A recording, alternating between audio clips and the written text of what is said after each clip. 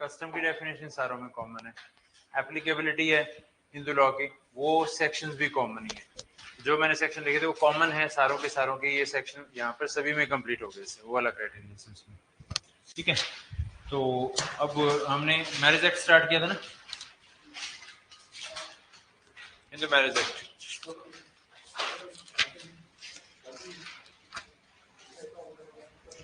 उसमें जो सेक्शन 5 पर अब जैसे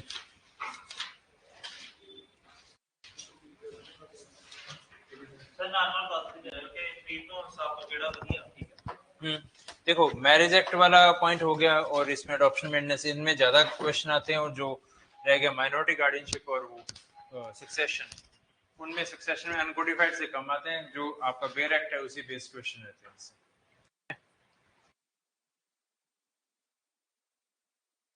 सेक्शन 5 इसमें क्या है कि इंटर रिलेशंस है कुछ चीजों के, जैसे इसके रिगार्डिंग इंटर रिलेशन क्या है कि एक सेक्शन कोई भी आइसोलेशन में नहीं पढ़ा जाता, उसके लिंक्स है एक से दूसरी जगह में। तो जो सेक्शन 5 इसमें कंडीशंस ऑफ हिंदू मैरिज बोला गया है। एक तो पॉइंट है यहाँ पर कि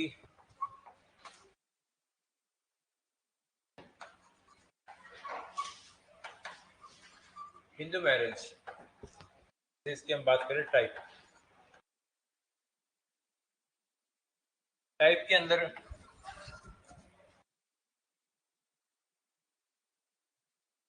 एज पर दिस इसमें स्पेसिफिकली लिखा गया कि जैसे वैलिड, वॉइड एंड वॉइडेबल, ये स्पेसिफिकली कुछ चीजें, ये 3 वर्ड्स हैं यहाँ पे इसमें स्पेसिफिकली। इसके अलावा भी 2 और कंसेप्ट हैं इसमें। एक है वर्ड नो मैरिज, एक है लिव इन। ठीक है, जो लिव इन है ये गवर्न होता है by the DD, domestic violence act 2005, उसमें डेफिनेशन दी गई है। क्या कह रहे हैं? ऐड नहीं, ये तो है ही इसी के अंदर, मैरिज एक्ट के पार्ट ही है, टाइप्स हैं हिंदू मैरिज। नो मैरिज है, ये ऐड नहीं किए गए, ये है सेक्शन 7 का रिजल्ट। ठीक है, एक एक करके इन सारे पॉइंट को हमने डिस्कस करना है इसमें। हिंदू मैरिज की बेसिकली ये जो तीनों चीजें स्पेसिफिकली वर्ड यूज किए गए इसके अंदर, वैलिड, वॉइड एंड वॉइडेबल। जो वैलिड का मीनिंग यहाँ पर ये है इसके रिगार्डिंग कि वैलिड में कंडीशंस, ऑल कंडीशंस है वो फुलफिल्ड है।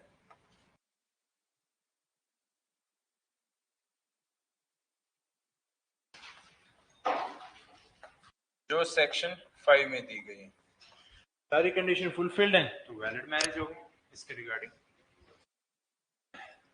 वॉइड, वॉइड के रिगार्डिंग पॉइंट क्या है इसके रिगार्डिंग कि वॉइड में जैसे इसमें सेक्शन 5 का क्लॉज 1, क्लॉज 4 और क्लॉज 5 इनको वायलेट करता है।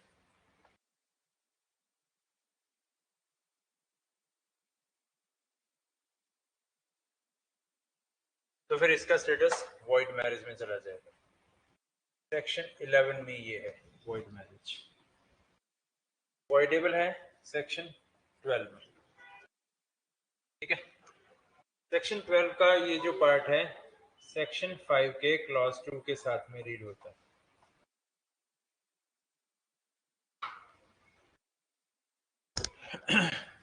अब सेक्शन 5 में 5 क्लॉज है, उसमें 4 तो मैंने यहाँ पे लिख ही दिया। अब ये क्या है क्लॉज, इनको पहले करते हैं, इनके कंडीशन वाला क्राइटेरिया, फिर वापस इसी सेगमेंट पे आएंगे इसे इसमें एक एक करके चलें इसमें। अब इसमें क्या है कि जैसे 5 का क्लॉज 1 को रीड करना है एक बार। 5 क्लॉज 1 कर दो रीड इसको।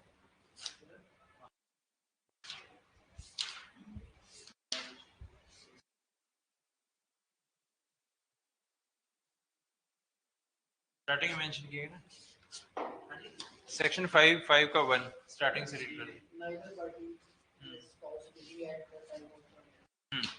इसमें वर्ड इन्होंने उसमें स्टार्टिंग में वर्ड यूज किया मैरिज में बी सोलेमनाइज्ड। जो सोलेमनाइज वर्ड यूज किया गया है इसके अंदर, सोलेमनाइज वर्ड है, इसकी एक लीगल मीनिंग है। सोलेमनाइज का मीनिंग यहाँ पर है कि as per the ceremonies, proper.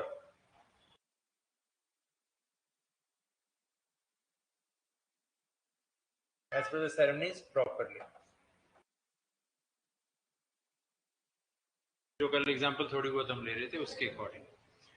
Sikh है तो लावा, हिंदू है तो फेरे, उसके अकॉर्डिंग। बुद्धिस्ट है, जैन है, उनके अकॉर्डिंग भी जो सेरेमनी उनमें भी होती है एक पर्टिकुलर, तो उसके अकॉर्डिंग जो सेरेमनी उसके अकॉर्डिंग सेरेमनीज है वो कंप्लीट हुई होनी चाहिए। अगर वो मैरिज नहीं हुई है उसके according as per proper ceremonies, तब हम सोलेमनाइज वर्ड ही नहीं यूज करेंगे। तो ऐसी ही सिचुएशन को हम एक तरीके से नो मैरिज बोलेंगे। ठीक है, ये नो मैरिज का कंसेप्ट इस चीज से रिलेटेड है कि मैरिज के टाइम पे क्या सेरेमनी हुई और डिफेक्टिव थी सेरेमनीज, जैसे ये वाला क्राइटेरिया उसके अंदर अकॉर्डिंग हो जाएगा इसमें। ये तो हो गया इसमें सोलेमनाइज। अब अगला जो पॉइंट आता है कि एनी टू हिंदूज, दैट में एप्लीकेबिलिटी वाला क्राइटेरिया आ गया। जो कल हमने डिस्कस किया था वो सब किन किन के ऊपर अप्लाई होता है वो क्राइटेरिया भी होता है। अब इसमें अगला 5 का 1 है, जैसे neither party has a spouse living at the time of the marriage. Spouse का मीनिंग ही वर्ड इस मैरिज वर्ड से निकला हुआ है। स्पाउस मीनिंग को लिटरली नहीं यूज कर सकते कि एज अ पार्टनर वाला पॉइंट, तो ऑटोमेटिकली ये मैरिड वाले पॉइंट से निकला हुआ। ठीक है, 5.1 के अकॉर्डिंग क्या है इसमें, HMA रिकॉग्नाइज मोनोगेमी। पॉलीएंड्री क्या होता है? Having polyandry, polygamy, polygamy having more than one wife, polyandry having more than one husband। ठीक है, उनका मीनिंग सिंपल ये वाला पॉइंट है। मोनोगेमी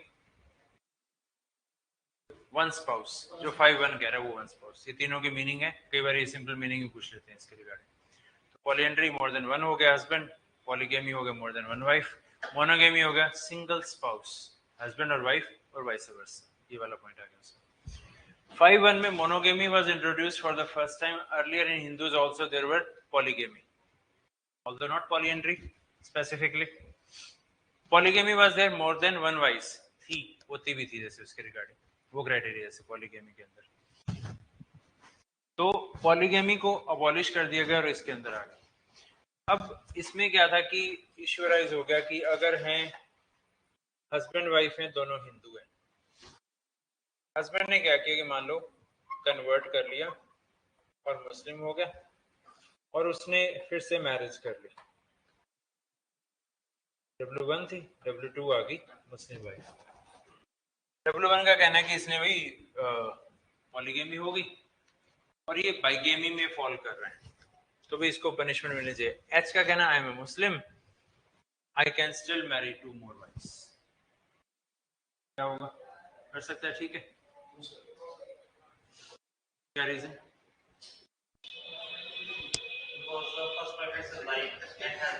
वो कह रहे हैं कि now I am Muslim, Muslim law में अलाउड है 4 मैरिजेस।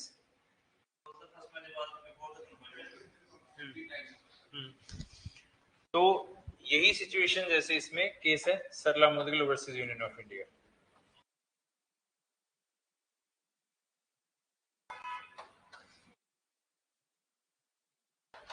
सरला मुदगिल वर्सेस, इसमें सिमिलर फैक्ट्स है।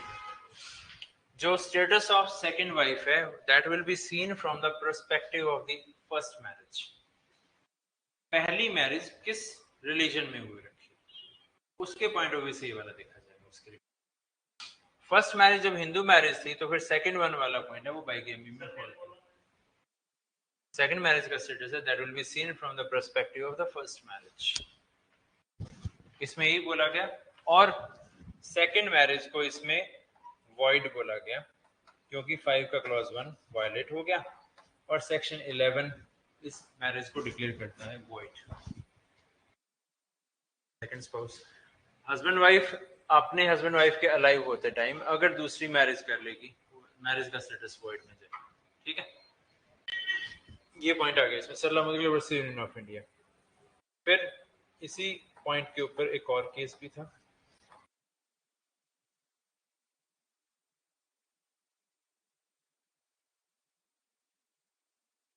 Lily Thomas versus union of India. इसमें भी सिमिलर इश्यूज थे इसके रिगार्डिंग।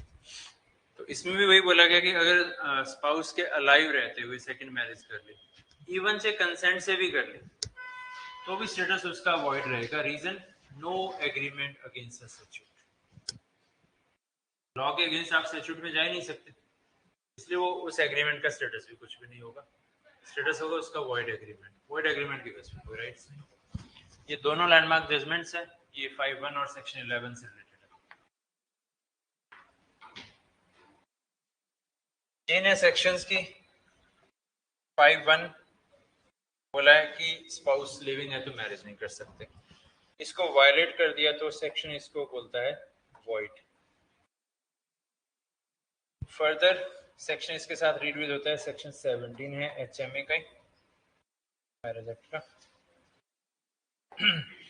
और ये रीड विद होता है 494 एपीसी। ये प्रोवाइड करता है बाइगेमी।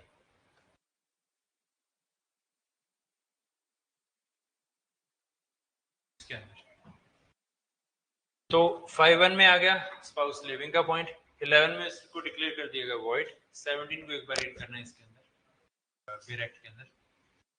डायरेक्ट है सबके पास, पनिशमेंट फॉर बाइगेमी, और उसमें आगे रेफरेंस फिर से सेक्शन 494 का ही है।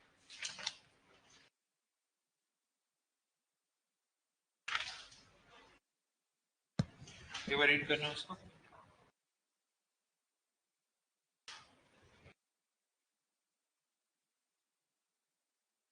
17 को रीड कर दो।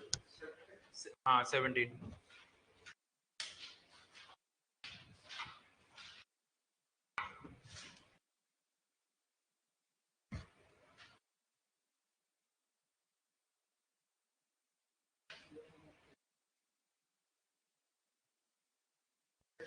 Punishment of bigamy.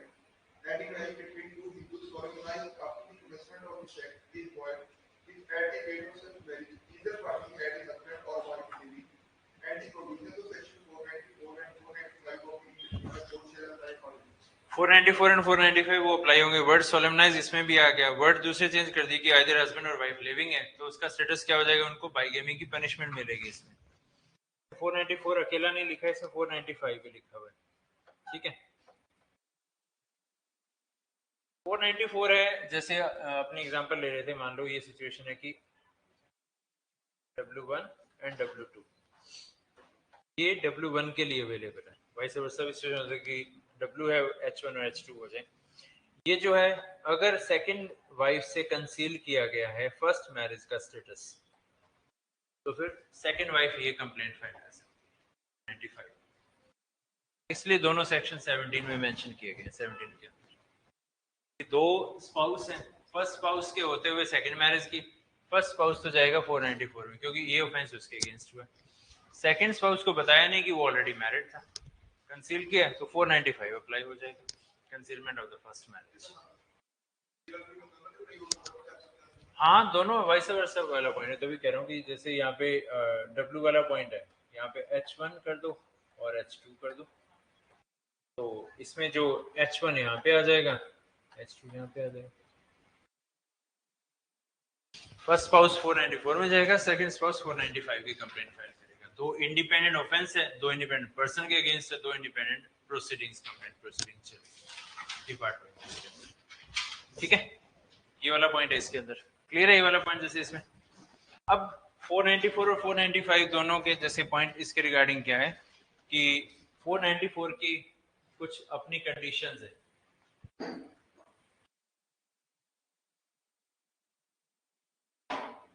फोर 494 के लिए ये पॉइंट है इसके रिगार्डिंग कि दोनों जो मैरिजेस हैं, both marriages should be valid.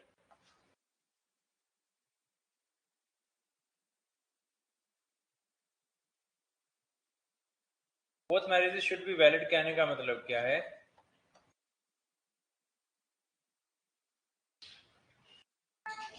इसमें आपके बेर एक्ट में 17 के बाद अगर केस आपके इसमें देखना, Bhaurao versus state of Maharashtra 1965 supreme court बेर एक्ट में है आपके, देखना सभी के है, इसके कमेंट को रीड करना, से पॉइंट क्लियर हो। The mere admission by the respondent that he had contracted second marriage is not enough. The instrument must have been solemnized. That is, the marriage should have been celebrated or performed with proper ceremonies and in due form. ठीक है, Bhaurao versus state of Maharashtra.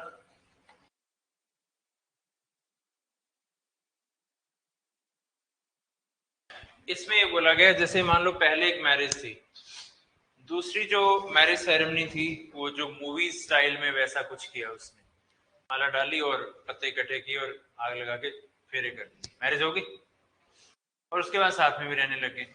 First spouse ने 494 की complaint file कर दी, अगला person कहता है marriage कर ली, but point यहाँ पर आता है कंप्लेंट प्रोसीडिंग है तो बर्डन ऑफ प्रूफ उसके ऊपर है, उसको प्रूव करना पड़ेगा कि सेकंड मैरिज की वैलिड सेरेमनीज परफॉर्म हुई है। जो उसने किया वो प्रॉपर सेरेमनीज है ही नहीं।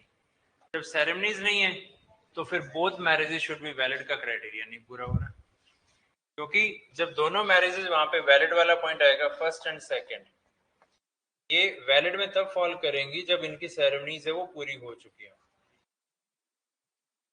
अगर ये वैलिड की जगह पे अगर थी नो मैरिज, जैसा इस केस में था, बाइगेमी का केस ही नहीं बनेगा, ठीक है। मतलब एक मैरिज थी, डेजर्ट करके किसी के साथ बिना मैरिज के कोई लिव इन में रहने लग गया, 494 नहीं लगे, मैरिज तो हुई नहीं। मैक्सिमम ग्राउंड बन सकता है डिवोर्स लेने का यहाँ पर, ठीक है, ये क्राइटेरिया है इसमें। तो दैट मीन्स 5(1) वाला पार्ट है जो हम सेक्शन 17 के साथ में रिलेट कर रहे हैं कि बाइगेमी की लायबिलिटी बनी है 494 और 495। मैरिज हुई होनी चाहिए, दोनों मैरिजेस वैलिड होंगी, वैलिडली परफॉर्म्ड होगी जब, तभी शुड बी, इसलिए इसमें वैलिडली परफॉर्म्ड वर्ड मतलब इसमें कर दे, तो दैट मीन्स ये सारे का सारा सेक्शन 7 के साथ में रिलेट हो गया। ये भी तो सेक्शन 7 की बात कर रहे हैं कि सेरेमनी हुई कि नहीं हुई, दैट मीन्स सेरेमनी नहीं हुई मैरिज नहीं हुई, सेरेमनीज हुई है मैरिज हुई है। दोनों मैरिज में सेरेमनी है 494 बन गया, सेकंड में नहीं हुई कोई 494 नहीं है। अगर फर्स्ट में भी नहीं हुई थी सेरेमनी, लिव इन में रह रहा था, अब मैरिज उसने की है तो भी बाइगेमी नहीं बनेगी, reason there was no ceremony. Muslims के ऊपर भी वैलिड करता है, मुस्लिम्स में 3 शादियां कर लेते हैं, अभी भी 2-2 3 करते हैं, मतलब कि मुस्लिम्स में भी, मुस्लिम्स पे तो नहीं कर सकता क्या चीज? ठीक है, अगर वो दूसरी शादी कर ले तो वाइफ ये तो भी डाल सकते, केस तो नहीं डाल सकते ना, उसमें अलग क्राइटेरिया है। मैं जनरल क्वेश्चन हाँ, सब आया माइंड में ना, हाँ, नहीं उसके अंदर पॉइंट ये अलग रहता है, उसमें अगर अनइक्वली ट्रीट किया है then it can become a crime, but not merely कि सेकंड मैरिज कर लिया थर्ड मैरिज कर लिया, ये वाला क्राइटेरिया। उसमें सर आदमी को कोई टाइम पीरियड ऑब्जर्व नहीं करना पड़ता मुस्लिम है, करेंगे मुस्लिम तो वो वाले पॉइंट करेंगे डिस्कस उसमें, ठीक है ना। तो इसमें मतलब सेक्शन बेस्ड होगी, वो कस्टम बेस्ड है सारे का सारा। 17 में ये स्पेसिफिकली ये वाले क्राइटेरिया है, और 494 495 अलग अलग क्यों प्रोवाइड किए गए, ये रीजन है इसके लिए। 5(1) है वो आइसोलेशन में नहीं होगा, 5(1) तो सिर्फ कह रहा है कंडीशन नहीं पूरी हुई। अब एक बार सेक्शन 11 को रीड करना,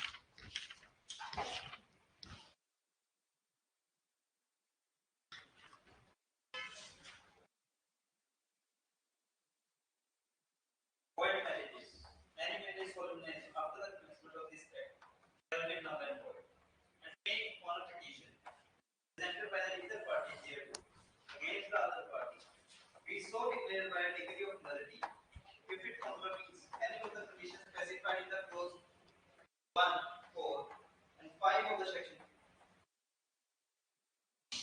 3 सेक्शन है, ये कंडीशन इनको वायलेट करते ही वॉइड मैरिज में जाता है। 5(1) है बाइगेमी पे आ गया, 5 का क्लॉज 4 एंड 5, इनमें जो बेसिक पॉइंट है प्रोहिबिटेड एंड स्पिंडल रिलेशनशिप दोनों में।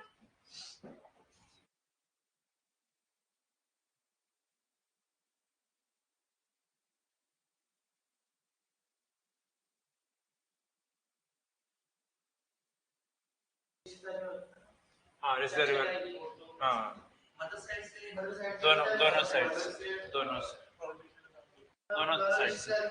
हाँ अब 3 कंडीशंस है वॉइड मैरिज की, कि कौन सी कंडीशन के ऊपर वॉइड मैरिज होगा? 3 कंडीशंस होगी। स्पिंडा प्रोहिबिटेड, ये वर्ड, इतने वर्ड याद रख लो कि बाकी पूरी स्टेटमेंट याद रखने की जरूरत नहीं। तो यही वर्ड बेरेक्ट में भी अंडरलाइन कर लो, ये वाले प्रोहिबिटेड, स्पिंडा, बाइगेमी वाला। ये 3 ग्राउंड हो गए जैसे इसके रिगार्डिंग। अब ये जो वर्ड है इनकी डेफिनेशन दी गई है। डेफिनेशन है पहले ये वाला, इसकी डेफिनेशन है 3F में, इसकी है 3G में, ठीक है। इन डेफिनेशन के अकॉर्डिंग हम इन चीजों को फाइंड आउट करेंगे, स्पिंडा एंड प्रोहिबिटेड वाला क्राइटेरिया क्या है। इससे पहले एक वर्ड और है, वो पहले मैंने आपको बोलना है इसके रिगार्डिंग, कि जो कस्टमरी हिंदू लॉ था उसके अंदर marriages were based basically on exogamy, ठीक है। अब एक्सोगेमी क्या है वर्ड, कुछ सुना होगा आपने। एक्सोगेमी बेसिकली ये क्राइटेरिया है कि one must marry outside one's own family, own group, own community, own tribe, own locality, ठीक है। इसको गांव के लेवल पे बात करोगे भी, गांव के पड़ोसी का जो सरनेम अलग है तो क्या शादी कर लोगे? क्योंकि भाईचारा है, अलग अलग गांव के अलग अलग रिचुअल्स है, ठीक है। अब पॉइंट वहां पर क्या आ गया उसके रिगार्डिंग, कि एक इसमें कुछ जगहों पे ये भी रिचुअल है, एक गांव के अंदर जो जो कास्ट रहती है उन कास्ट में मैरिज नहीं करनी। हरियाणा में है कुछ गांव में इस तरीके से, रीजन भी भाईचारा है उस कास्ट के साथ में। अब पड़ोस में रहने वाला आया कहीं और से आके रहने लग गया, बट वो मैरिज नहीं करनी भी, जिसको भाईचारे में वही अंकल चाचा होता है या इस तरीके से बोला जा रहा है, दूर का रिश्ते से मामा बोला, उसी के बच्चों से क्या मैरिज हो सकती? नहीं हो सकती। This is called exogamy. Exogamy एक वाइडर टर्म है, इसी में से शॉर्टर टर्म निकाल के प्रोहिबिटेड एंड स्पिंडा इसी के अंदर फॉल करते हैं। तो ये टर्म इन इटसेल्फ एक वाइडर है। तो स्पिंडा एंड ये जो है prohibited both fall under this. अब कैसे फॉल करते हैं, इस वाले पॉइंट में आ जाए।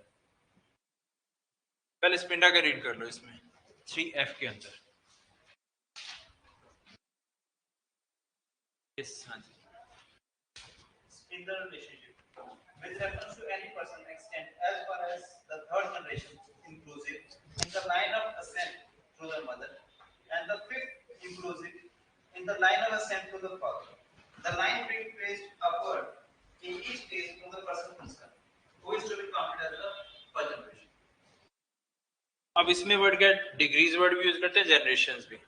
तो इसमें जैसे वर्ड बोला गया जनरेशन, जनरेशन में पॉइंट आ जाएगा इसमें फादर एंड मदर। फादर वाले में 0.5 मतलब जनरेशन है, और मदर वाले में 3 जनरेशन है। इतनी जनरेशन के अंदर अंदर होगा तो मैरिज नहीं करनी। अब ये वाला पॉइंट आपको समझ आएगा इसके रिगार्डिंग, कि one person wants to marry his maternal aunt's granddaughter, can he marry और नॉट?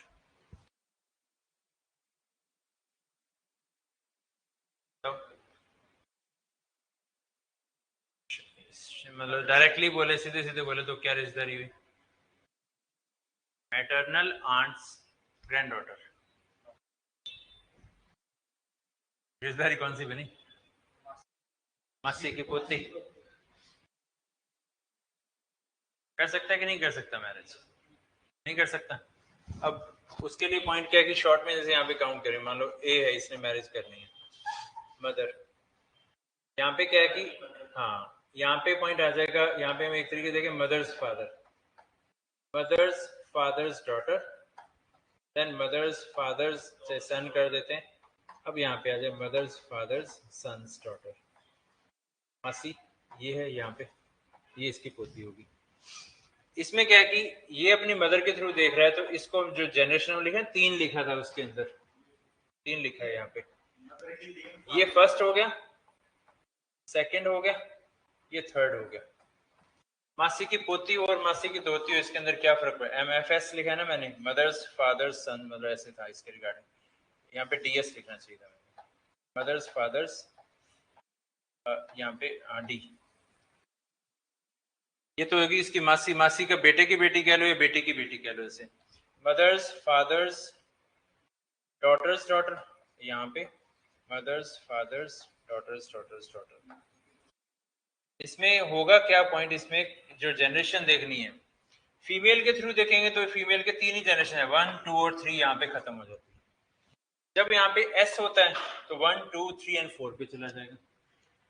पोती से तो नहीं कर सकता, दोती से कर सकता है लीगली।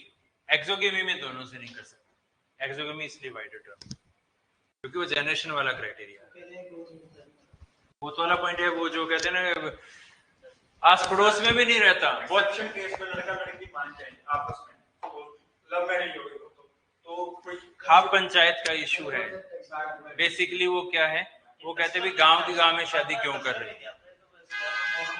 पॉइंट ये है legally that is allowed, socially that is not allowed, but law will prevail over that social, जो वाला पॉइंट आ गया। हाँ, तो पॉइंट वही होगा कि चैलेंज कौन कर रहा है वहां पे, सोसाइटी, लॉ नहीं। लॉ तो अलाउ कर रही है, इसीलिए क्या होगा मैंने उसको एक्सोगेमी को वाइडर बोला है। ये जो वर्ड इसमें आ रहे हैं ये नैरो है क्योंकि वो सारे उसी का पार्ट है, इस तरीके से। तो जब भी जनरेशन वाला पॉइंट देखना इस तरीके से हो जाएगा। तो वो पॉइंट यहाँ पर क्या आ गया कि जैसे one person wants to marry one's grandfather's brother's granddaughter, अपने दादा के भाई की पोती से मैरिज करना चाहता है। मैंने बोल दिया दादा के भाई की दोहती से मैरिज करना चाहता है। थोड़ा सा चेंज किया ना मैंने, जैसे मासी की पोती या दोहती वाला पॉइंट, वैसे ही दादा के भाई की दोहती। जैसे दोहती वाला पॉइंट आ गया ना वहां पर, वो 3 जनरेशन के कारण लीगली अलाउड हो गया। पोती वाले में पॉइंट क्या है, अभी सरनेम भी सेम है प्लस दोनों थ्रू फादर देख रहे हैं क्योंकि इधर वो फादर के थ्रू होगा जो उसका, और वो 5 जनरेशन के विद इन फॉल करेगा, उधर दादा परदादा चौथी जनरेशन पे हो गया, विद इन 5 में आगे लीगली प्रोहिबिटेड हो गया जैसे वैसे में। तो ये फर्क पड़ गया, एक्सोगेमी में नहीं कर सकते दोनों से, ना पोती से ना दोती से। ठीक है, आपने प्री के लिए सिर्फ इसमें नाम यही रखना है, इसमें ये इस तरीके का क्वेश्चन आ जाए तो आपने इस तरीके का चार्ट बनाना पड़ेगा, वो मौके पे क्या आ जाए, इसलिए मैंने आपको 1-2 पॉइंट बोले हैं। इसी का आप चार्ट बना के देख लो, वहां पे लिखा हुआ आ गया ना, तब आपको काउंट करनी पड़ेगी जनरेशन, कि 5 में है कि नहीं, 3 में है कि नहीं। अदरवाइज सिंपली पूछ ले भी कितनी जनरेशन, 3 और 5 वो याद रह जाएगा। पिंडा का सिंपल ये हो गया। एक तो 5 और 3 यहाँ पर बोल दिया। एक दूसरा क्राइटेरिया इस तरीके से हो गया कि FS double S triple S SSD, एक और कर देते हैं DD, whether he can marry this or not, जो उसका सेकंड क्लॉज है उसको रीड करना। 3F का सेकंड,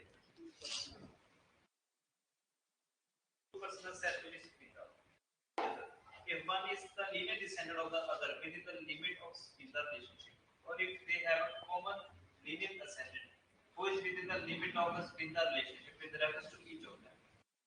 अब यहाँ पे 5 और 3 वाला पॉइंट हो, स्पिंडा के अकॉर्डिंग तो हमने देखना पड़ेगा, ये थ्रू मदर देख रही है तो 1 2 1 ये आ गया, 2 ये और 3 यहाँ पे खत्म हो गया। स्पिंडा के अकॉर्डिंग तो ये इसका स्पिंडा नहीं है, बट प्रोहिबिटेड वाला पॉइंट है उसका फर्स्ट लाइन को रीड करना, डिग्रीज ऑफ प्रोहिबिटेड रिलेशनशिप।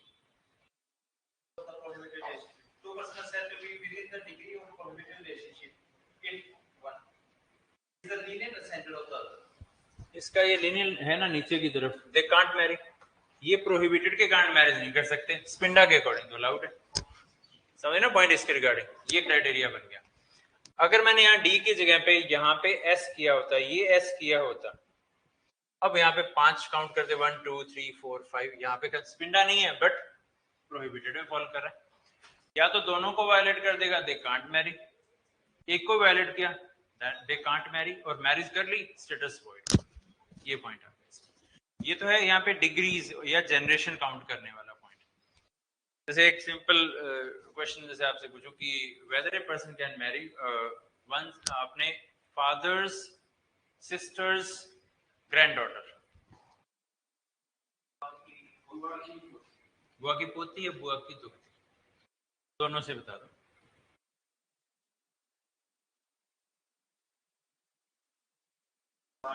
जो उसका नाना है वो उसका दादा है, ठीक है, एक ही पर्सन हो गया ना, खुद का उसका दादा हो गया और उसका नाना हो गया, सेम ही बंदा हो गया, दे आर इन स्पिंडा। जब सेम ही बंदा हो गया दैट इज स्पिंडा। बुआ की पड़पोती या पड़दोती, एक जनरेशन आगे चले गए। अब इसमें क्या फर्क पड़ेगा लीगली? अब स्पिंडा में आएगा कि नहीं, क्योंकि वो जनरेशन थ्रू मदर वाला क्राइटेरिया वो हिल जाएगा यहाँ पे, क्योंकि अब उसका फादर होगा, वो एक जनरेशन एक लाइन ही अलग होगी सारी की सारी। तो लीगली क्या है, दे आर नॉट स्पिंडा, बट एक्सोगेमी में करते हैं दे कांट मैरी। तो हमें तो सिर्फ स्पिंडा को देखना है 3 और 5 जनरेशन में फॉल करते हैं या नहीं करते। स्पिंडा का क्राइटेरिया ये है कि जो लिखा है ना वहां पे, whether one can marry this this this और नॉट, यस या नो वाला point, status of this marriage, ये सिंपल इतना सा क्वेश्चन है। 3 और 5 को याद रखना, वो रिलेशनशिप बस सिर्फ मेंशन कर देगी शॉर्ट। हाँ मैक्सिमम तो भी कह रहा हूँ 3 और 5 को याद रखना है। इससे ये वाला सिंपल लिख दिया कि स्टेटस ऑफ मैरिज, जैसे मैंने आपको घुमा के जैसे पूछा है क्या बुआ की या मासी की पोती, अब ये है सिंपल वाला, इसका status valid, void, voidable, illegal, option ही दे देंगे सिंपल वाला क्वेश्चन। क्या इसलिए थोड़ा सा अगर आ भी जाए तो सिर्फ यही देखना आपने वो एक्चुअल अपनी लैंग्वेज में उसको करके निकाल लेना भी ये है कौन सा रिलेशन है, बस इतना सा। अदरवाइज 3 और 5 काफी है, ठीक है। अब आते हैं इसमें प्रोहिबिटेड वाले पॉइंट पे। प्रोहिबिटेड 3G, हाँ वॉइड मैरिज, तभी इनको हम पहले की स्पिंडा इन्होंने बोल दिया। स्पिंडा का बेसिक मीनिंग क्या है कि दोनों के दोनों का उनका जो एंसेस्टर था ना वो एक कॉमन था किसी पॉइंट ऑफ टाइम पर, तो वो उसी एंसेस्टर से डिसेंडेंट बन के नीचे आए हुए हैं। That means they are part, स्पिंडा का literal meaning part of the same particle, मतलब जीन्स आर सेम, वो क्राइटेरिया। एक्सोगेमी भी उसी क्राइटेरिया पे है, जिनके जीन सेम है दे शुड नॉट मैरी, ये क्राइटेरिया रहता है उसके रिगार्डिंग। तो स्पिंडा भी है part of the same particle, इसका मीनिंग है, इसलिए दे कांट मैरी। जनरेशन 5 और 3 ये inclusive of father and mother, या खुद जिसकी मैरिज होनी है उसको काउंट करके। अब आ जाओ प्रोहिबिटेड के ऊपर। प्रोहिबिटेड में एक तो हो ही गया, जैसे वो जो लैपिंग ओवरलैपिंग वाला पार्ट हो गया, ये ऊपर नीचे मैरिज नहीं करनी, जैसे आपस में जैसे ये वाला पार्ट इसमें आ गया। सेकंड क्या है, One was the wife or the husband of the lineage or descendant of the. अब मान लो इसकी वाइफ है, इसकी डेथ हो रखी है, क्या ये मैरिज कर लेगा? नहीं। इस तरीके से इसमें रिलेशनशिप क्या है, ये एफिनिटी वाला रिलेशन, जो प्रोहिबिटेड रिलेशनशिप वाला क्राइटेरिया है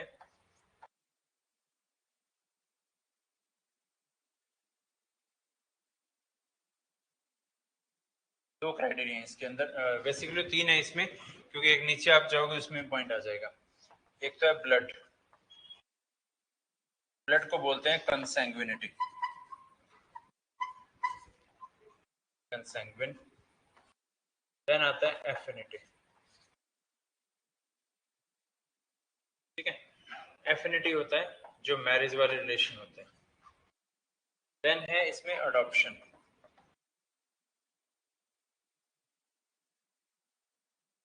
अडॉप्शन है ये लीगल फिक्शन बेस्ड है,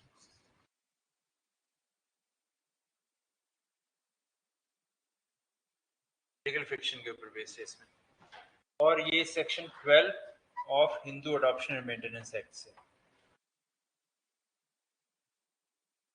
इसका मीनिंग है 12 का कि एक तरीके से एक पौधे को जैसे उखाड़ के दूसरी जगह पे ले जाके लगाते हैं तो अपनी जड़ें वहां पे लगा लेते हैं, वैसे ही एक बच्चे को एक फैमिली से उठा के दूसरी फैमिली में जब ट्रांसप्लांट किया तो उसके सारे नए रिश्ते बन गए, नए नाना नानी, नए दादा दादी, नए माँ बाप सारे, तो वो सारे एज इफ रियल हैं। वही स्पिंडा वही प्रोहिबिटेड है, उसके मासी मामे वही बन जाएंगे सारे, पुराने वाले मासी मामे वो सारे रहेंगे, ये वाले भी रहेंगे। उसके लिए ड्यूअल, दो नान के दो दाद के वाला पॉइंट हो जाएगा। तो डबल ड्यूअल प्रोहिबिटेड, ड्यूअल स्पिंडा, दोनों जगह का उसको फॉलो करना पड़ेगा, इसलिए प्रोहिबिटेड में ये भी फोन करके, ठीक है।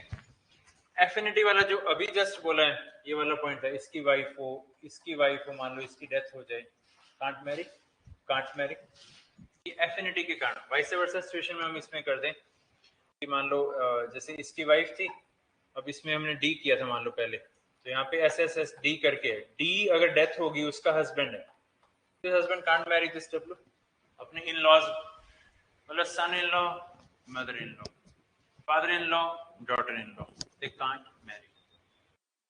ये पॉइंट है सेकंड। इफ वन वाज मतलब है मैरिज डिसॉल्व भी होगी तो भी,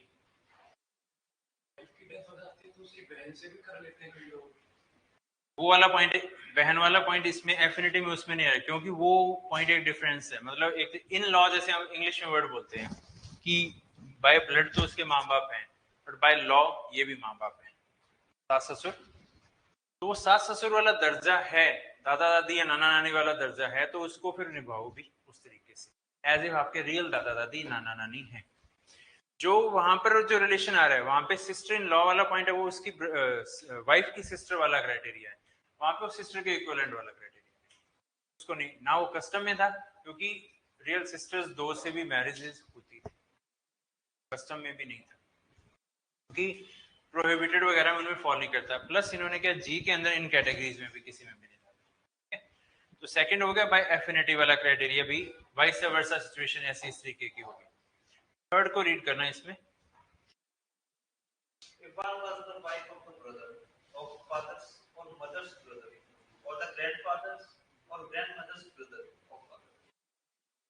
अब इसमें कैटेगरीज क्या आ गई, भाभी, चाची, मामी, इनसे मैरिजेस नहीं करने। और वाइस वर्सा में सिचुएशन अगर हम इसको दूसरे तरीके से फॉलो करते हैं इसके रिगार्डिंग, तो पॉइंट क्या बन जाएंगे इसके रिगार्डिंग कि one was the wife of the brother वाला क्राइटेरिया। तो अब इसमें फर्दर अगला फोर्थ को भी रीड कर दो, दोनों का इकट्ठा ही इसमें एग्जांपल आ जाएगा। If the two are the brother and sister, uncle and niece, aunt and nephew, or children of brother and sister, or of two brothers and two sisters. अब इसमें जैसे कि मासी भांजा, मामा भांजी, चाचा भतीजा और बुआ भतीजा, ये जो कैटेगरीज है वो तो आती है फोर्थ के अंदर, बट जो एफिनिटी के थ्रू रिलेशन है जैसे मामी, चाची, भाभी वाले, ये आते हैं थर्ड की कैटेगरी में। ठीक है, उनमें मैरिजेस नहीं करनी क्योंकि वो मैरिज के कारण एक पर्टिकुलर मतलब दादी या दादा के भाई की वाइफ भी होगी। दादी वाला तो आ गया खुद की ही डिसेंडेंट असेंडेंट वाला क्राइटेरिया बन गया उसके रिगार्डिंग। जो दादा के भाई की वाइफ है वो क्या हो गया, वो इस कैटेगरी थर्ड में फॉल कर जाएगा, प्रोहिबिटेड, क्योंकि वो भी दादी है उसके रिगार्डिंग। ये सारे प्रोहिबिटेड में, मतलब सिर्फ कहने के लिए नहीं है, जो अगर आपके बाय ब्लड रिलेशंस है तो फिर उनको फिर लीगली भी रिकॉग्नाइज किया गया, सगे भाई बहन और वो चीजें भी आ गई इसी के अंदर। तो इसलिए if two are brother and sister, uncle and niece, aunt and nephew, ये सारे के सारे।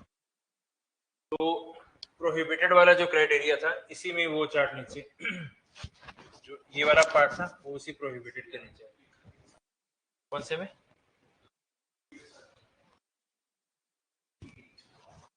मैरिज, ब्लड कंसैंग्विन, कंसैंग्विनिटी का मीनिंग है भाई खून का रिश्ता, ब्लड रिलेशंस वाला। ठीक है, ये हो गया सिंपल। अभी इसमें एक और क्राइटेरिया जैसे इसके रिगार्डिंग है जो इसी में ही मेंशन किया गया है, उसके लिए भी एक अलग सेपरेटली जैसे चार्ट। जो ब्लड वाला पॉइंट बोला था ना, उसी ब्लड वाले पॉइंट के अंदर भी फर्दर हैं divisions.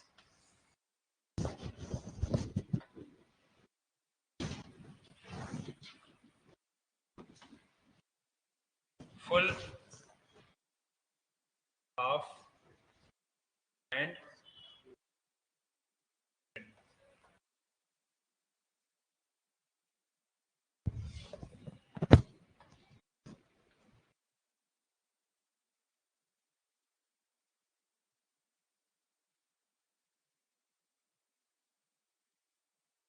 Father and mother same है, रियल ब्रदर एंड सिस्टर वाला criteria.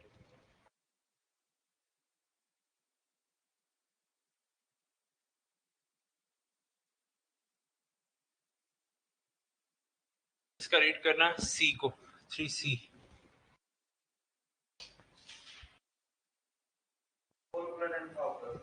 Two persons are said to be related to each other by full blood when they are descended from the common ancestor by the same wife, and by the half blood when they are descended from a common ancestor but different wife.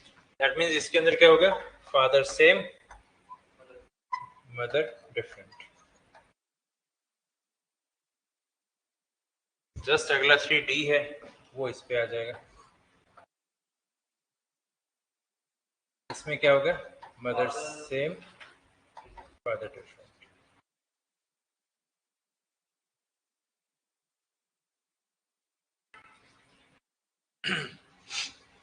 तो ये relations भी उसी में count होंगे। मतलब अगर full brother sister हैं जो हमने, क्योंकि इसका जो रीड किया था ना 3G का fourth, if the two are brother and sister, that means whether they are full brother and sister, whether they are half brother and sister, whether they are uterine brother and sister, they can't. ये इस category में fall करते हैं इसके regarding. नीचे explanation है उसको read करना, उसके लास्ट में जो दी हुई है। For the purpose of clauses F and G, relationship includes one, the relationship by the half for uterine blood as well as by the blood. ये वाला सारा आ गया उसी के अंदर। Illegitimate blood relationship as well as legitimate. Relationship by adoption as well as by blood. इसलिए prohibited वाला मैंने उसी के साथ में adoption as well as by blood वाला पॉइंट आ गया था, और उसमें मैंने बोल दिया ड्यूअल स्पिंडा ड्यूअल प्रोहिबिटेड बन जाएगी उस पर्सन के लिए। अडॉप्शन वाला उसमें आ गया, ब्लड वाला उसमें फॉल करेगा। अब जो पॉइंट एक बच गया इसमें, illegitimate blood relationship as well as legitimate. अब ये लेस्टिमेट में, ये भी लेस्टिमेट की कैटेगरी में है, जैसे फॉल कर सकते हैं, क्योंकि जैसे पॉइंट क्या है कि मान लो पहले मैरिज हुई, एक बच्चा हुआ, देन डेथ होगी हस्बैंड की, उसने दूसरी मैरिज की, उससे एक और बच्चा हुआ। अब ये लीगल में लेस्टिमेट में फॉल करेगा। बट अगर मान लो कि मदर का विदाउट वेडलॉक कोई चाइल्ड है, उसके बाद में उसने कोई मैरिज की, और इससे मैरिज के बाद में यहाँ पे थी ये डॉटर, अब सन हो गया, whether they can marry each other और नॉट। कहने को तो ये है लेजिटिमेट एस, और जो डी है वो है इलेजिटिमेट, बट आपस में इनका रिलेशन क्या है? Mother same father different, uterine, तो ऑटोमेटिकली लेजिटिमेट एंड इलेजिटिमेट और ये यूट्राइन वाला पॉइंट है, ये ओवरलैप कर जाता है रिगार्ड, तो दे कांट मैरी। ये वाला पॉइंट इसमें फॉल कर जाएगा इसके रिगार्ड। तो इस तरीके से रिलेशन हो गया। तो स्पिंडा में कितनी कितनी डिग्रीज है? फादर में मदर की साइड से 3 है। प्रोहिबिटेड के अंदर कौन कौन से रिलेशनशिप है? फुल है कि हाफ है कि यूट्राइन है? ये तीनों ही है, तीनों ही इंक्लूसिव है इसके अंदर। क्या अडॉप्टेड चाइल्ड है उसको भी हम प्रोहिबिटेड में काउंट करेंगे? यस। कौन से सेक्शन के कारण? 12 of Indo adoption and maintenance act हो गया। उसमें रिलेशनशिप्स हैं जैसे इसके अंदर प्रोवाइड की हुई है, फुल, हाफ एंड यूट्राइन। तो अब इसमें हाफ के अंदर कौन सेम है कौन डिफरेंट है? फादर दोनों सेम है, हाफ में फादर सेम है, मदर डिफरेंट है। हाँ। फादर डिफरेंट है, मदर हाँ सेम है यहाँ पे, ठीक है। तो ये वाले पॉइंट है, सिर्फ इतना सा क्वेश्चन, और ये इसी के ऊपर बेस्ड, डेफिनेशन बेस्ड ये वाले क्वेश्चन रहते हैं। और जो मैंने पॉइंट इसलिए पॉइंट बोल दिया कि जैसे ये 3G वाला पॉइंट है, डिग्रीज ऑफ प्रोहिबिटेड, उसमें ये पर्टिकुलर कैटेगरीज आ गई। ये वाला सारे का सारा अब इस कैटेगरीज में फॉल कर गया। ये वॉइड मैरिज के रिगार्डिंग प्रोहिबिटेड में है, स्पिंडा में है, या बाइगेमी कर ले, तो इसका स्टेटस वॉइड हो जाएगा। वॉइड हो गया तो दैट मींस दूसरी मैरिज करेगा वहां पर, उसमें जो सेकंड मैरिज है उसका स्टेटस उसमें वॉइड नहीं, या इनमें कर लेगा। अब यहाँ पे प्रोहिबिटेड स्पिंडा आ गया, अगर वायलेशन किया तो स्टेटस ऑफ मैरिज तो वॉइड बन गया। अब इसमें एक आगे फर्दर है कि जैसे हमने उसमें रीड किया था 17, यहाँ पर ये दोनों रीड विद हो जाएंगे 18 को एक बार रीड करना, इसमें पनिशमेंट भी प्रोवाइड। क्लॉज बी को रीड करना, पहले स्टार्टिंग रीड करिए, punishment for contravention of certain other conditions for disobedience.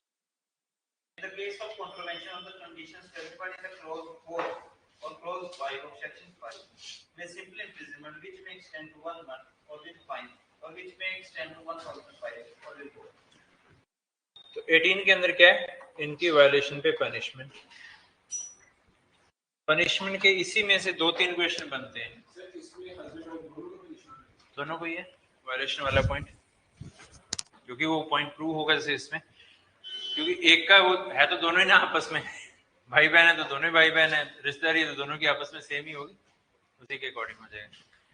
इन्होंने प्रोविजन बना दिए बट प्रैक्टिकली इसका यूटिलाइजेशन नहीं होता है, ये मान के चलो। But examination point of view इसी में से 3 से 4 क्वेश्चन है। अकेली पनिशमेंट है कि फाइन भी है या दोनों है? दोनों है। पनिशमेंट कितनी है? 1 मंथ वाला पॉइंट। फाइन कितना है? 1000। तो इसीलिए 1 मंथ 1000 और तभी कह रहे हैं। और सिंपल इम्प्रिजनमेंट है कि रिग्रेस इम्प्रिजनमेंट है? सिंपल, क्योंकि जस्ट ऊपर 80 नहीं है ना, वहां पे रिग्रेस है, इसलिए वाली जो इम्प्रिजनमेंट है यहाँ पे सिंपल इम्प्रिजनमेंट है। इसलिए मैंने पॉइंट बोला कि ये 2-3 क्वेश्चन इतने बनते हैं इसके। इसको तो हमने रीड उसमें 11 तो आ गया, 5-1 आ गया था, इसमें 17 आ गया था, बाकी आगे इसी से रिलेट करके 494 और 495 आ गया। ठीक है, ये वॉइड मैरिज वाला टाइप है, वो वाला पॉइंट यहाँ पे कंप्लीट हुआ इसके लिए। अब अकेला हम इसको नहीं रीड कर सकते, इसको नहीं कर सकते, कॉम्बिनेशन है अलग अलग सेक्शन। एक टॉपिक खत्म हो गया। वॉइड मैरिज कौन सी है, कौन सी कंडीशन में वॉइड मैरिज होगी, पनिशमेंट कब होगी, तो टॉपिक हो जाएंगे तो मैं बीच में से आपसे क्वेश्चनिंग इसमें कर लिया करूंगा। ठीक है ना। 5 के जैसे वो 3 पॉइंट तो कर दिए। अब हम शॉर्ट में अगर हम बात करें कि सेक्शन 5 है उसमें क्या क्या कंडीशंस है, शॉर्ट में अगर बात करेंगे, पहला तो पॉइंट ही है बाइगेमस मैरिज। बाइगेमी दोनों पे अप्लाई होता है। दूसरा पॉइंट है कैपेसिटी। कैपेसिटी के अंदर दोनों पॉइंट है, फिजिकल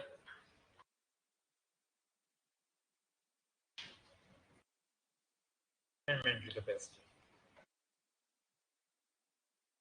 देन आता है age criteria, then prohibited and then spinner by 1 2 3 4 5 ये सारे के सारे आ गए।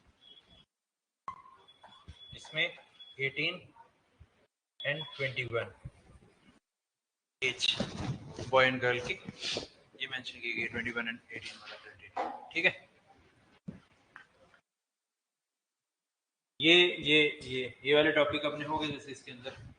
अब ये वाला टॉपिक है, ये आगे जाके रिलेट होता है 12 के साथ। ठीक है, हाँ जी, जो लीगल है ये सब दर्जे जो है सर 18 और 21 ही है, लड़की और लड़की वही है। चैलेंज किया गया था, डिसमिस हो गई रिट। ये बीच में रिट फाइल हुई थी, हाँ, अभी दोनों की सेम कर दी जानी चाहिए, वो डिसमिस कर दिया उसमें। तो क्वेश्चन आता है कि अगर वायलेशन कर दिया जाए स्पिंडा का तो स्टेटस ऑफ मैरिज क्या हो जाएगा? वॉइड पहला ऑप्शन, दूसरा है वॉइड एंड पनिशेबल, तीसरा है वैलिड बट पनिशेबल, चौथा है वॉइडेबल। वॉइड एंड पनिशेबल, क्योंकि आंसर पहला भी ठीक था बट वॉइड एंड पनिशेबल के, वॉइड एंड पनिशेबल, वॉइड और पनिशेबल, एंड पनिशेबल। तो ये वर्ड जो एंड और आते हैं इनको ध्यान रखना है, क्योंकि बिल्कुल सिंपल सा क्वेश्चन है, सिर्फ एंड और का फर्क है। ठीक है, ये वाला पॉइंट। अब ये 5-2 है, 12 के साथ रीड होता है। अगला टॉपिक अपना वॉइडेबल मैरिज।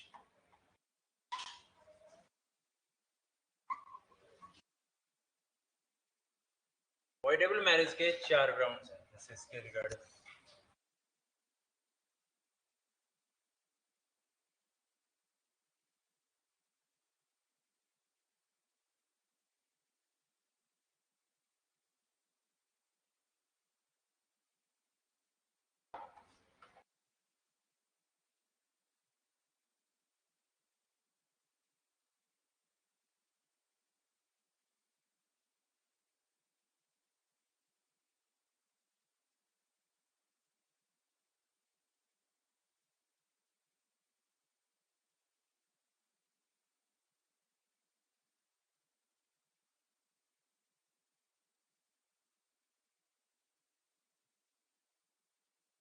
वॉइडेबल मैरिज है सेक्शन 12 में। वॉइडेबल के लिए हमेशा क्या बोला जाता है? Voidable is valid until avoided. That means pre-marriage pregnancy. हाँ जी सर किसी का रिलेशन है, ठीक है, हस्बैंड वाइफ, मतलब कि वाइफ का किसी बाहर अफेयर है और उनका रिलेशन बन जाता है और हस्बैंड को पता लग जाए तो हम दोनों को कोई दिक्कत नहीं है, हस्बैंड कंप्लेंट कर देता है पुलिस को कि इनका फिजिकल रिलेशन बना है या इस पे कंप्लेंट की जाए, क्या उसकी वाइफ की मानी जाएगी कि हस्बैंड की मानी जाएगी कि इसने गलत किया? देखो पहला पॉइंट है कि ये अडल्ट्री का ग्राउंड था, पहले अडल्ट्री का ग्राउंड था, बट अडल्ट्री अब डीक्रिमिनलाइज्ड हो चुका है। डाइवोर्स का ग्राउंड अभी भी रहेगा। नहीं, अगर वो कहे रेप हुआ है, वाइफ वो नहीं कह रही उसकी जो जिससे अफेयर है, उसका हस्बैंड पता लग जाए कि इसका है और वो पुलिस में चला जाए कि इसने मेरे वाइफ के साथ रिलेशन बनाने की कोशिश की या बनाई है, तो वो क्या क्रिमिनल ऑफेंस है? खुद का उसका विक्टिम का कंसेंट है तो कोई ऑफेंस नहीं है। सर ये लाइक हम होटल्स में देखते हैं अबव 18 को भी लोग पकड़ती है पुलिस, तो ये किस बिहाफ पे पकड़ते हैं? क्योंकि हमें तो ये कि हमारे पास केसेस भी आते हैं जिसमें कोई क्राइम है ही नहीं, पुलिस किस बिहाफ पर पकड़ती है? प्रोस्टिट्यूशन इज नॉट एक वैलिड ट्रेड। पॉइंट ये है क्योंकि एक दूसरा ह्यूमन ट्रैफिकिंग वाला क्राइटेरिया प्रिजम्पशन लेके चलते, कल को एक्विटी ही होंगे। तब बोला देखो यही जाता है कि जैसे जो कंसेंशुअल रिलेशनशिप है, कंसेंशुअल चल रहा है, बट जो होटल्स हैं वहां पर एक तरीके से इमोरल एक्टिविटीज हो रही है, ग्राउंड ही है वहां पर। सर एग्री विद यू, बिल्कुल सही कह रहे हैं, समझ गए सर। अब इसमें अगर हमने हमारे साथ गलत ना हो, हम अपना एक प्राइवेट स्पेस में हम जो कुछ करना चाहते हैं जो भी है, तो इसमें इसमें पुलिस हमें तंग कैसे कर सकती है? वो ट्रैफिकिंग वाला भी समझ गया और वो भी, दोनों में दिक्कत नहीं है, पुलिस तभी तो आगे जाके और तभी तो आगे जाके बोला जाए एविडेंस नहीं होंगे तो एक्विट कर दिया जाएगा, बेल भी मिल जाएगी, एक्विटल भी हो जाएगा। तो बचन हमें पता तो होना चाहिए ताकि हम बचा पाए किसी को, या हम इस लाइन में तो हम आए इसलिए नॉलेज गेन करने के लिए। देखो पॉइंट वही हो गया कि लॉ एंड ऑर्डर मेंटेन करना है, उसमें कहीं ना कहीं सोसाइटल नॉर्म्स की बात आ जाती है। सोसाइटल नॉर्म्स की रिस्पॉन्सिबिलिटी पुलिस पे डाली गई है एक तरीके से, कहीं ना कहीं भी ऐसे काम नहीं होने चाहिए। जैसे देखो पॉइंट क्या है कि stalking was not an offence, नहीं था। आज वही वो सोसाइटल नॉर्म वाला क्राइटेरिया इलीगल में कन्वर्ट हो चुका है। जो आप ये वाला पॉइंट कह रहे हो, वहां पर अगर एलिगेशन नहीं है, इंडिपेंडेंटली प्राइवेसी का जब भी कभी आगे जाके होगा तो ये डीक्रिमिनलाइज एक स्पेसिफिकली कोई ना कोई जजमेंट आ जाएगा, आने वाले टाइम में आएगी, थोड़ा टाइम लगेगा। जैसे स्टॉकिंग उस इमोरालिटी से निकल के उसमें ऑफेंस में चला गया, वैसे ये वाला क्राइटेरिया उसमें आएगा। आपने एक वर्ड बोला था जिसमें सर वो कहते हैं कि उसमें डाल देते हैं वो डीक्रिमिनलाइज्ड में भी एक वर्ड बोला था जिसमें वो उसमें डाल देते हैं, इस वजह से लड़की या लड़का कुछ बोल नहीं पाते, इस डाल देते हैं जिसमें ट्रैफिकिंग एक और वर्ड ट्रैफिकिंग है, प्रोस्टिट्यूशन वाला पॉइंट पे प्रिजम्पशन, बचाव वाला पॉइंट, क्योंकि बचाव ये है कि एविडेंसेस नहीं होंगे तो एक्विटल हो जाएगा, अवेलेबल है। पॉइंट यही हो गया ना उसी के रिगार्डिंग।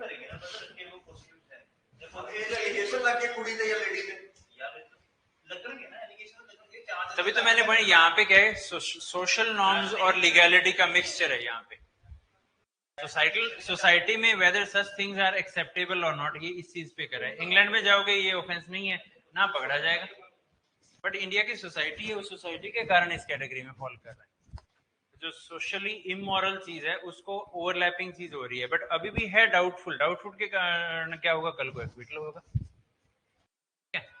और जो हरासमेंट वाला पॉइंट है वो एक सोसाइटल शर्मिंदगी है, क्यों कर रहे हो ऐसा, क्यों कर रहे हो, क्योंकि सोसाइटी एक्सपेक्ट करती है सबसे एक मॉरल कैरेक्टर की। पॉइंट ये आ गया ना भाई, इसीलिए पुलिस इतनी, मतलब हम तो एडवोकेट है ना, हमने तो अपने क्लाइंट का साथ देना है। वीडियो शुरू, मैं समझ गया, वीडियो शुरू होगी इसीलिए करते हैं ना, तो वीडियो शुरू पहले करते हैं, तभी तो मैंने रुक के जाएंगे, बस वही शर्मिंदगी देनी है, वो दे दी, बस वही था। सर हमने तो स्टैंड लेना ना उनका, तो इसलिए मैं आपसे जानना चाहता था। वो पॉइंट अभी तक हम डेवलपिंग स्टेज पे उस पे, इसलिए वो वाला स्टैंड क्या है कि ये बोले कोई कुछ नहीं होगा, बेल भी मिल जाएगी, वे आपको फ्री करवा देंगे, केस भी खत्म हो जाएगा, ये पक्का है, क्योंकि कंसेंशुअल एक्ट है, एलिगेशन नहीं है, चाहे मेडिकल भी हो, अनलेस अदरवाइज वो दे ना दे स्टेटमेंट ऐसे।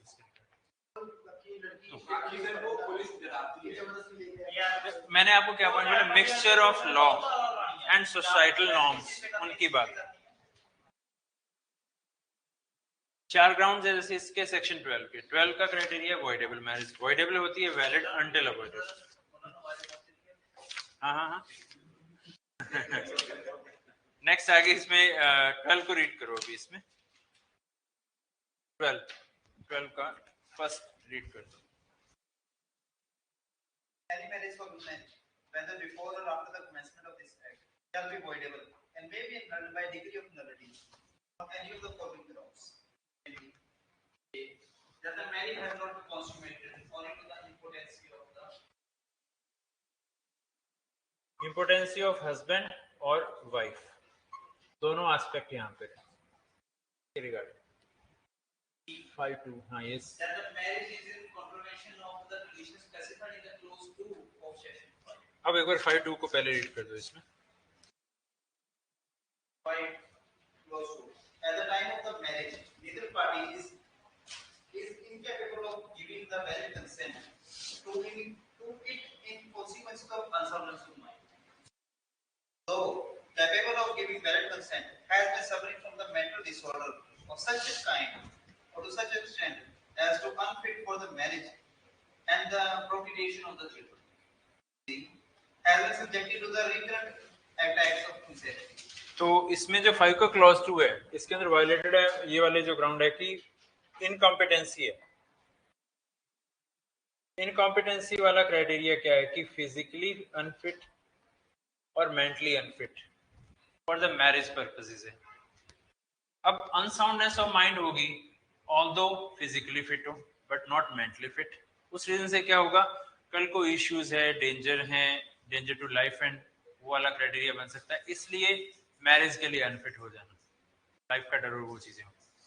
फिजिकली अनफिट का क्राइटेरिया इस तरीके से रिलेशन में आ जाएगा कि that can't take the burden of the matrimonial life,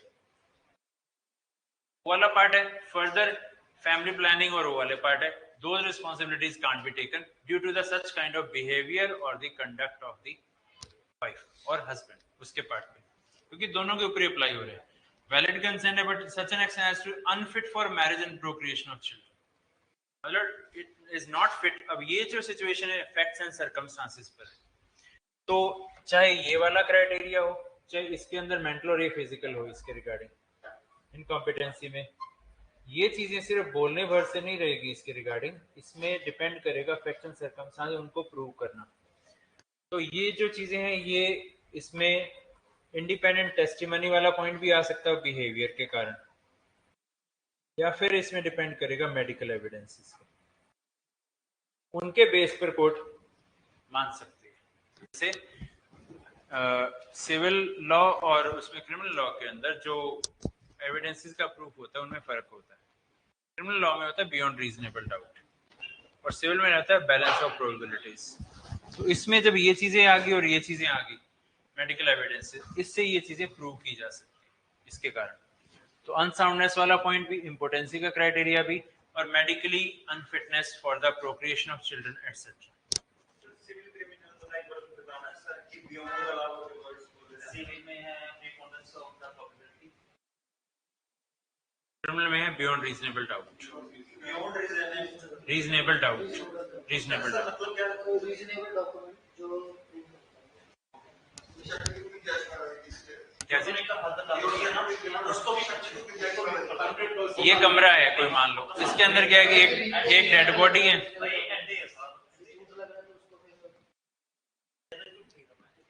एक कमरा है वो अंदर से लॉक था, उसके अंदर एक डेड बॉडी पड़ी है, एक दूसरा बंदा वहां पे बैठा है। अब यहाँ पे क्या दिख रहा है, क्या लग रहा है, कोई और बंदा नहीं आ सकता। यहाँ पे पॉइंट वही कि वहां पे जो वेपन मिला या चाकू मिला उसपे फिंगरप्रिंट भी उसी बंदे के मिले। वो चीजें एक तरीके से सारा एंड क्या दे रही कि उसी बंदे ने, किसी और ने नहीं, उसी ने अकेले ने क्राइम किया। ये बियॉन्ड रीजनेबल डाउट का पॉइंट आ गया। प्रीपोनेंस और प्रोबेबिलिटी का पॉइंट होगा जो 138 के केसेस हो गए। कोर्ट क्या पूछती है, साइन किसके, आपके, आपका काउंट है, यस, दो चीजें पूछी। वो कहता है गिर गया था जी, इसके पास चला गया। कोर्ट मान ले कि ऐसे कितने चेक गिरे हैं आपके। बैलेंस ऑफ प्रोबेबिलिटी क्या है, अभी अगले बंदे का रिटर्न एग्रीमेंट है और चेक उसने नंबरिंग लिखी हुई है, तो बैलेंस ऑफ प्रोबेबिलिटी आ गई वहां पे, पॉइंट वही आ गया उसका। क्राइम वाले पार्ट पे भी क्योंकि एक बंदे की लिबर्टी एट स्टेक है तो इसलिए प्रूव करना पड़ेगा हाँ इसी ने क्राइम किया, किसी और ने क्राइम किया। ठीक है, ये पॉइंट आ गया। फोर्स एंड फ्रॉड वाला जो क्राइटेरिया है इसके लिए हमें आगे सेक्शन 12 है उसी का ही क्लॉज 2 रीड करना पड़ेगा पहले।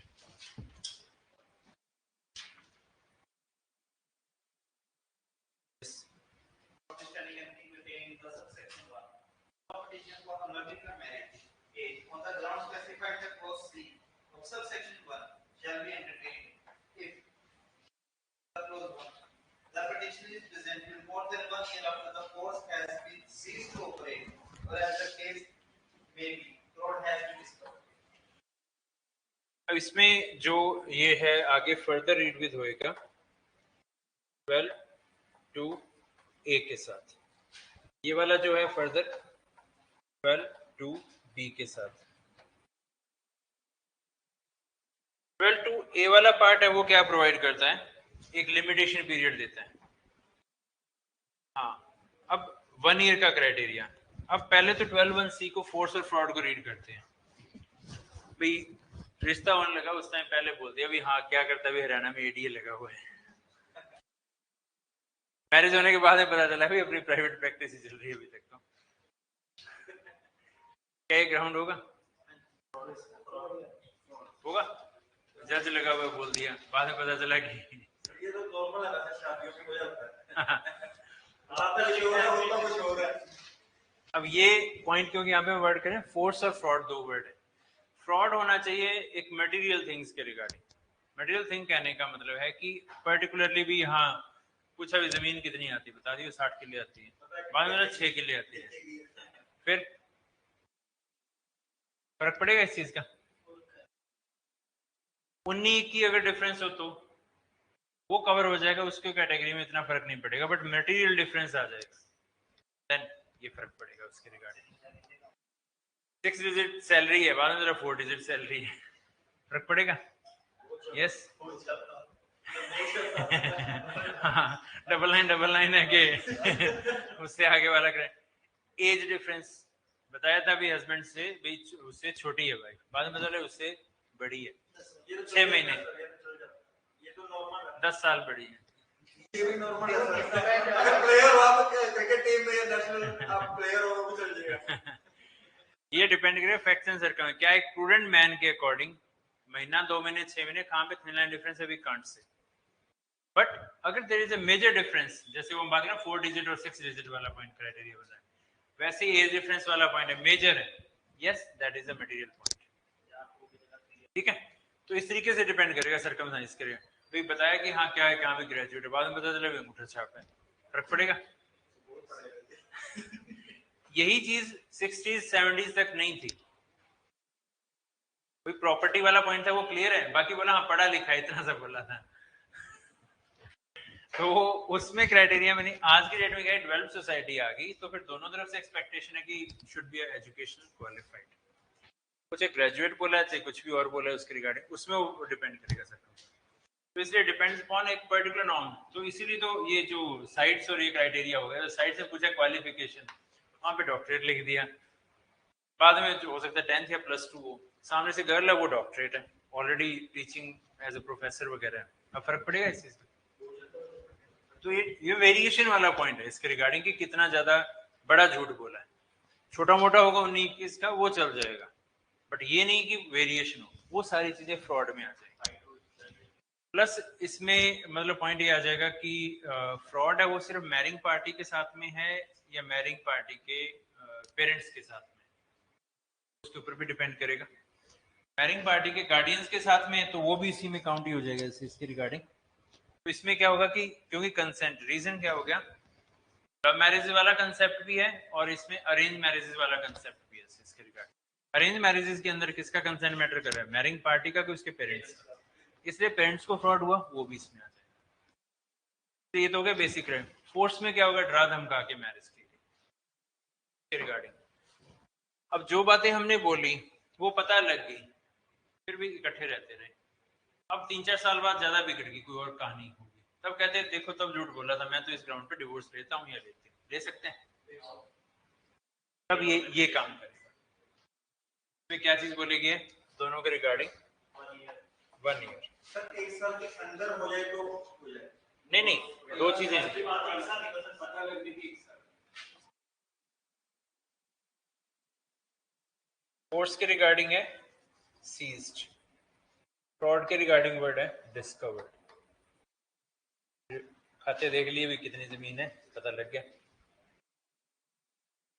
तो इसलिए क्वेश्चन ये आता है कि it is voidable 1 year from the date of marriage या 1 year from the fraud has been discovered.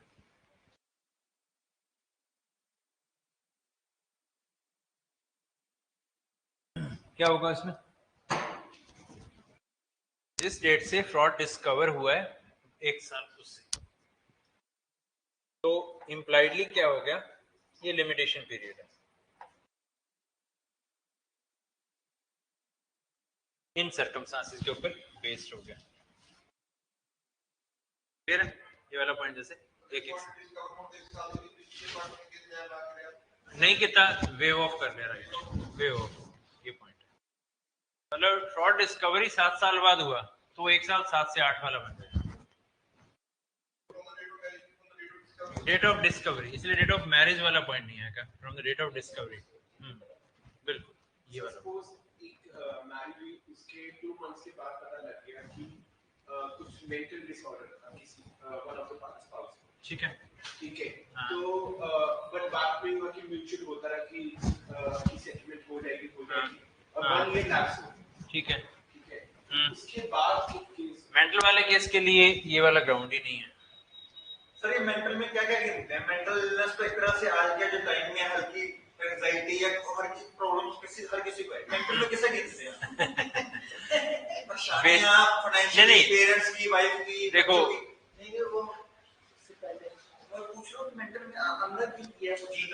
ऐसी सिचुएशन की अपनी मैरिड लाइफ को नहीं संभाल सकते, अपने आप को नहीं संभाल सकते। उनका भी पहले वो क्वेश्चन था ना, माइंड से रिलेटेड आपने पूछा। कोई ओवर क्रेजीनेस होना, क्या कह रहे हैं? हाँ वो मेंटल वाला पॉइंट है, उसमें कोई लिमिटेशन है ही नहीं, लिखा ही नहीं।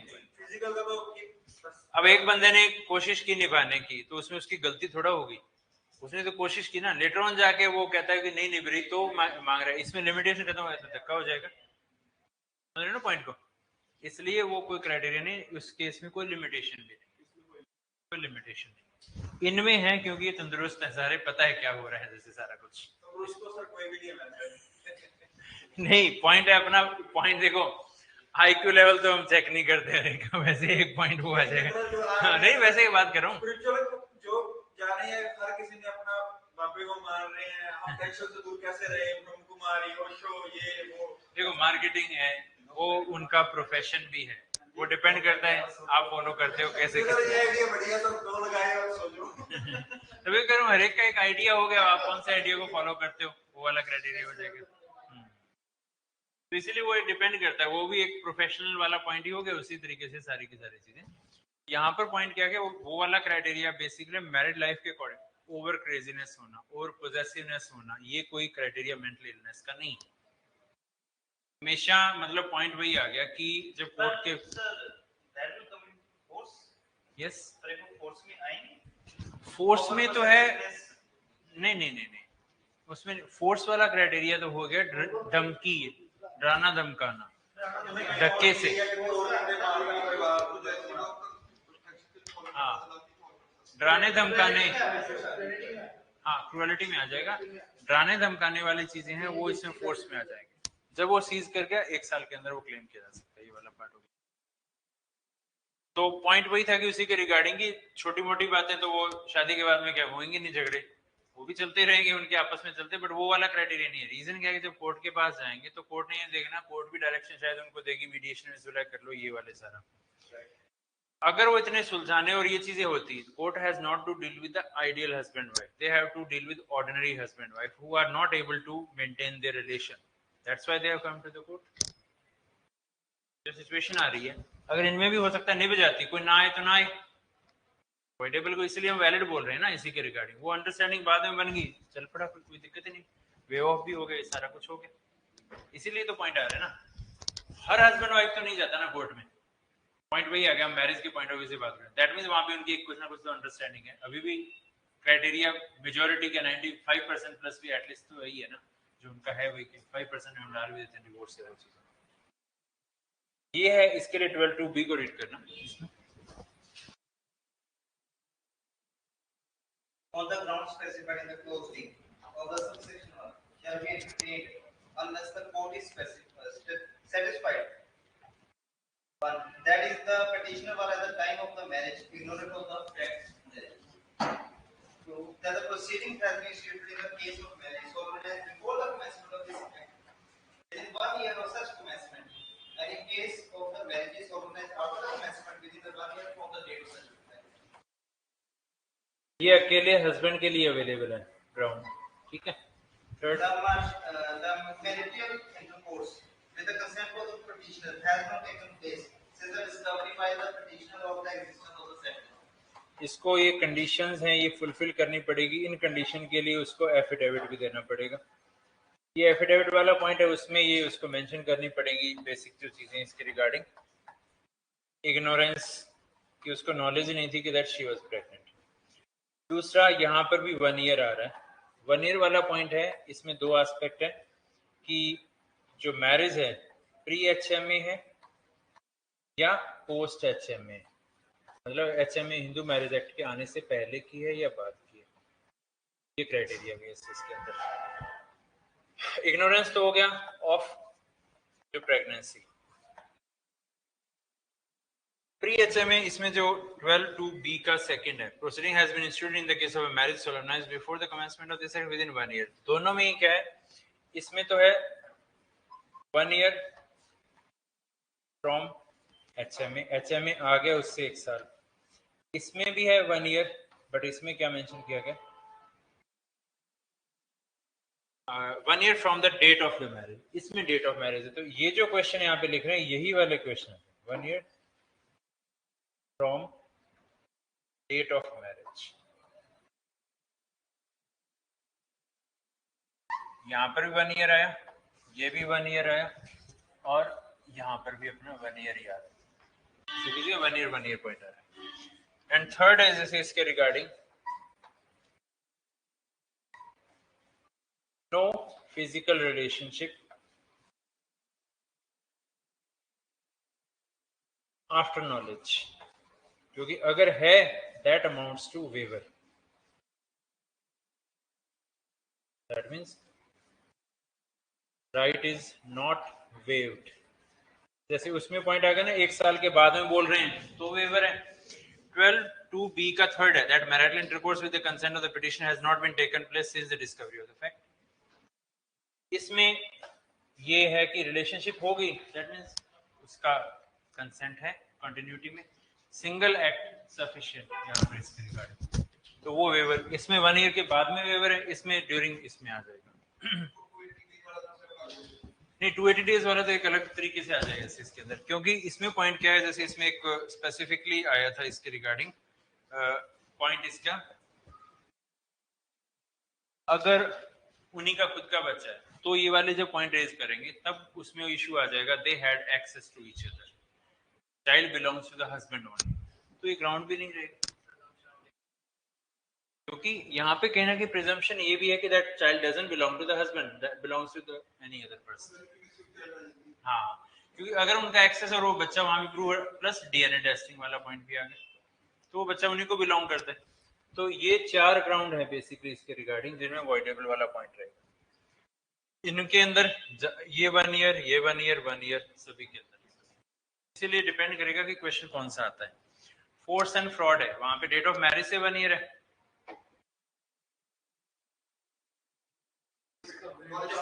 हाँ, फोर्स इज फ्रॉड डिस्कवर्ड।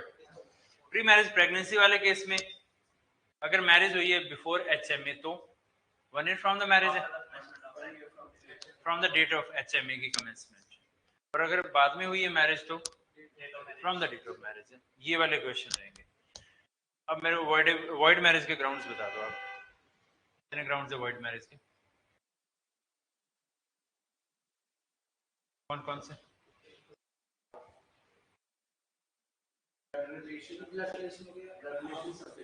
मैं तभी कह रहा हूँ सिंपल वो टर्म हेडिंग्स बता दो पहले।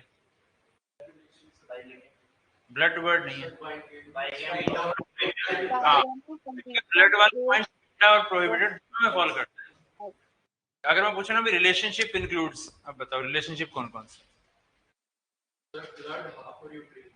ब्लड, मैरिज, अडॉप्शन, ये 3 वर्ड आ गए। रिलेशनशिप इंक्लूड्स 3, ये वाले पॉइंट आ जाए। मैरिज को कौन सा रिलेशन बोलते हैं?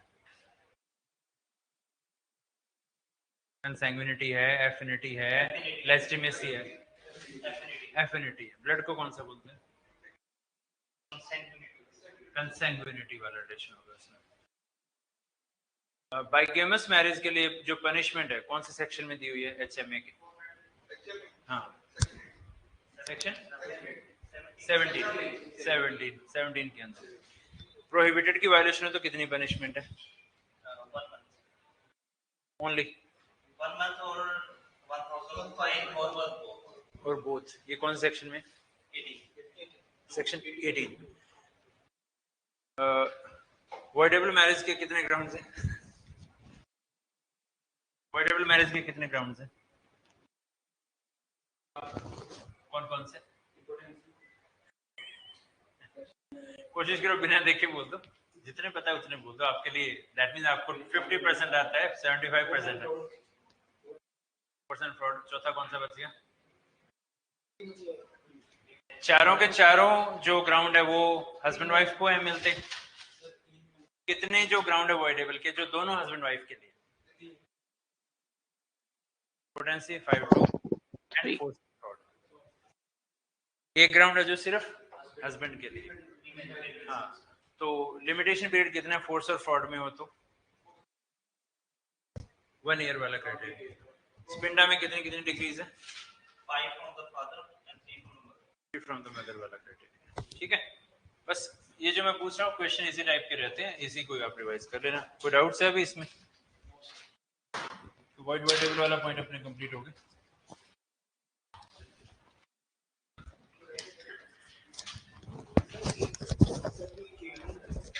हाँ जी, एनी डाउट्स ऑनलाइन?